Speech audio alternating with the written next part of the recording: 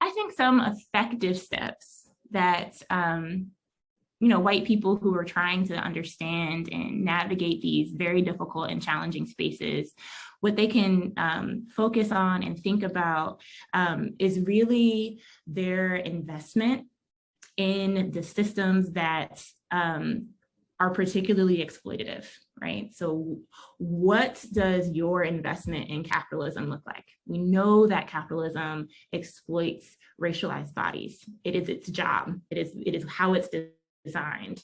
It's its job to exploit, and in America and globally, it has evolved to exploit racialized bodies for its purpose, for its wealth.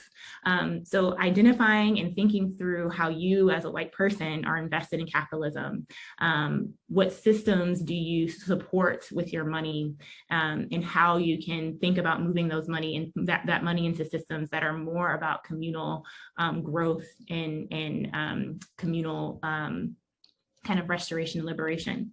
Another kind of effective step I think that's really important is kind of surveying how you are living in and investing in your own rest, and the rest of those that you care about. So centering your rest and your own restoration, and then also giving space and providing that space for your Black and Brown colleagues, loved ones, brothers and sisters, as well as your own kind of community members more broadly, giving space for you all to rest and move away from this idea that you have to be 100% kind of productive all the time.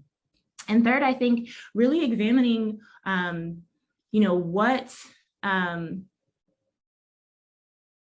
does it mean to be useful? What does it mean to become a better ally? What does that even mean to you? What do you hope? What is your goal? What kind of world do you want to see? I think it's really hard to identify your role until you've identified your vision. So what type of world do you want to see as someone who is benefiting from white supremacy? What would you want that dismantled world to look like? And then invest in the visions of Black and Brown folks who are also trying to envision worlds that are better for them and that would support their restoration, their rest, their full selves, right? So I think it's important for us to really sit back and think about the worlds that we want to see. And if we are all kind of committed to the same types of outcomes, then there's something to come to the table with. So those are the kind of three main steps I would identify as something that maybe you could work on or develop as a white person interested in dismantling the systems that we are currently burdened with.